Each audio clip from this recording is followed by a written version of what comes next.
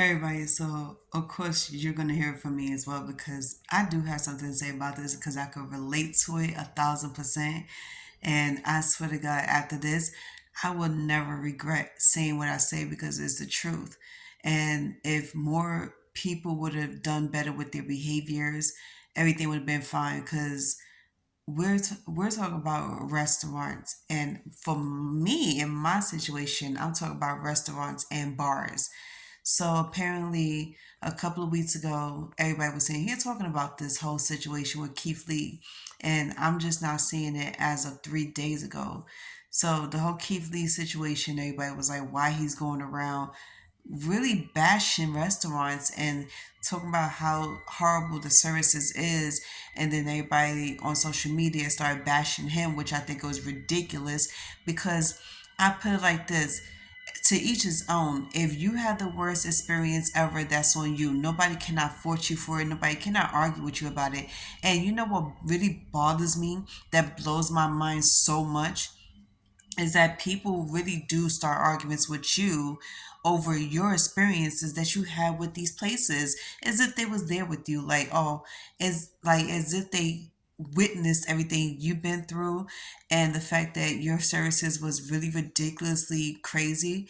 And I'm saying, like, yeah, how dare ya? That's why I made that video about me choosing what I do with my life and how it's none of everybody's business, because everybody want to ride the same, coattails, and ride the same wagon. So everybody want to be on this shit like, let's all jump on the bandwagon and attack this person and make that person feel some type of way because he or she have a mind of their own, and they feel like they can say whatever they want because of their status, their titles, or whatever, or how much money they make. Bitch, please. So I kind of felt exactly how Keith Lee felt. And let me tell y'all a couple of incidents I had with a bar and a restaurant, and they was the same type. It was one of them was a all popular bar in Manhattan, and I can't believe I actually believe the people's on the Yelp reviews, because everybody keeps saying, read the Yelp reviews, see how many people will complain about this, how many people raved about this place. So I looked on the Yelp reviews, and a lot of people was like, oh, it's decent. The atmosphere is so cool. The music is vibing. And you'll get like at least 200 people saying this thing. So I'm like going down the list, and there's so many people raving about this. So I decided to go on a Saturday night to this bar. I went to the bar. The atmosphere looks nice. It looks like a 70s disco theme. And I said that very, very strongly with my whole chest. Oh, I almost dropped my phone. So I say this with my whole chest because the outside of the club, it looks so nice. It looks exclusive. It looks like it's up to date. And it's in a quiet neighborhood with other apartment buildings. So you go inside, you look to your left, there's a part two to the club, there's a bathroom. You look to your right, there's another area. So I'm looking around, and because it's so dark in there, you can't really see how many people that's in there. So I'm just going by my thing, going straight to the bar. I'm like, you know what? Let's get a drink. So I ordered my favorite martini, and I kind of figured the martini was gonna cost me $14. No, the shit cost me 16, and it was the worst martini in the world. It tastes like throw up. How can you possibly fuck up a good Manhattan martini? And you work in a bar. That's what blows my freaking mind. So the person I went with, he was laughing. He was like, "What? It really tastes like this?" So I let him taste my martini. I was like, "What you think?" He was like, "Oh no, honey, that's not how it's supposed to taste." And we are martini peoples. We've been drinking martinis for years, so we know how martini is supposed to taste. I had a Manhattan one time, and I know how Manhattan tastes like, and it doesn't taste like throw up. So that was my horrible experience there. And then the second complaint I had about the bar is that it wasn't playing no R&B music. It wasn't playing no black music at all. And I was just like, okay, all night is just gonna be tech. It was house music, tech music, all that emo type shit they was doing. And people was just bouncing around, literally jumping up and down like they was 5-year-old kids at a bouncy house.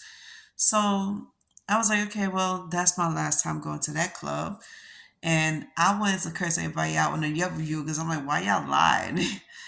And then my second experience at another area was at Applebee's. And I'm not talking about just any old Applebee's in New York City. I'm talking about the one in the Bronx on Astoria Street. This happened a couple of years ago. I wanted to take my son out. So my son had a wonderful day. He actually accomplished something. I forgot what it was back then. He had certificates and stuff, and he was about to graduate. And this was in the springtime. So I decided I wanted to take him shopping, then go to Applebee's. He never been to Applebee's before. I never took my son to a restaurant before at all. So this would be the first time. So when we got there, first of all, it wasn't even that crowded. I promise you, Applebee's over there was not that crowded. I could count exactly with one hand or how many customers was in that damn restaurant. So we sat in that restaurant for almost a whole hour. Yeah, waited to be seated. And my son was getting agitated. He was irritated. He didn't eat. The last time we ate was 3 o'clock the afternoon. When we got there, it was almost 7. So we waited till 8 o'clock to get seated. We finally got seated. Me and my son wanted something simple. So I ordered for my son and I ordered for myself. I ordered steak. I was in a steak and potatoes mood that night. And not only that, it took us another 45 minutes for our food to come, but the steak was tough as a brick. I looked at my son, and me and my son started poking the steak just to be funny. So I was like, you know what? I'm going to order me another one. So I called the waiter over, and I told the waiter what happened to my steak. I was like, this is not what I asked for. I asked for medium rare. And he was like, okay, I'll give it to you. Went back, got me a medium rare 30 minutes later. And my son was already halfway with his food done. He was happy. And I felt so bad because what's worse than you not eating is your son is not eating. And I don't like my son to wait. So my son, I made sure he got everything he wanted. And then just to make him feel a little better, I promised him I would take him to go get whatever junk food he wanted. So overall, my experiences that night was horrible. It was like maybe a 2 out of 10, and the alcohol is the only thing that saved the night. So I had me a sangria, and after that, me and my son took a little walk, and we took the cab home. Then I had another bad experience, and I'm like, okay, I went to a Benihana's. I went to a Benihana's down in Mississippi. And this one, I'm not afraid of anybody seeing this because I would never go to another Benihana's. Because if this is how it really is, I would never go to another one. So once again, we went down there. The wait time wasn't that bad. It was only 20 minutes. The wait time was like okay with me. And we got there really early too. So me and my friend, we was waiting. We finally got seated. I was expecting for the best of the best performance, because they was telling me everything about how the cooks is always, firing up the grill. They was doing this little fire performance and everything. So everything was fine. The performance was great. The people around us was even better. They was funny. The husbands at the table was funny. And the kids behind us was funny. I enjoy the kids' performances more than I enjoy the cooks. So we got to the food, and the food didn't have no taste to it. And the only thing that saved the food was the sauce. The mambo sauce, I think it was. And it was horrible. It's a shame how a little cup of sauce like this big saved a plate of food.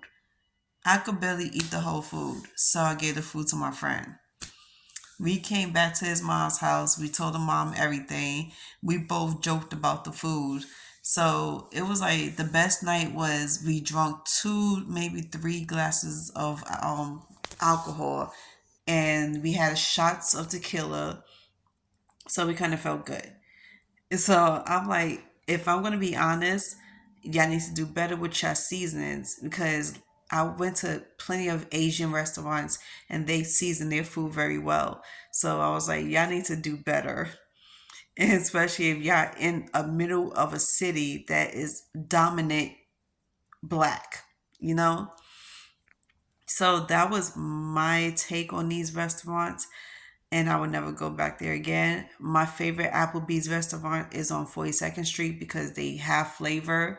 Not only that, they do what you ask them to do. You don't gotta repeat yourself, and on top of that, you don't gotta wait for long. The longest I ever waited in a restaurant was for 30 minutes, and whether it was in the wintertime or in the summer, I waited for 30 minutes and never more than that. And 30 minutes is really not that bad, especially if you're in a crowded restaurant. So yeah, I would never go to this one over here ever again in the Bronx. I tried so many Bronx restaurants and I was not pleased with not one of them. But in Manhattan and Brooklyn, I was very much pleased because of the flavor of the food, the service of the restaurants. The services was way better, top notch. 10 out of 10 would go again. But the Bronx, if anybody out here was to go to these, I don't know, to each his own, please practice patience because some of these people really will drive you up the wall, and make sure you have salt and pepper at your table because these people don't cook with salt with anything.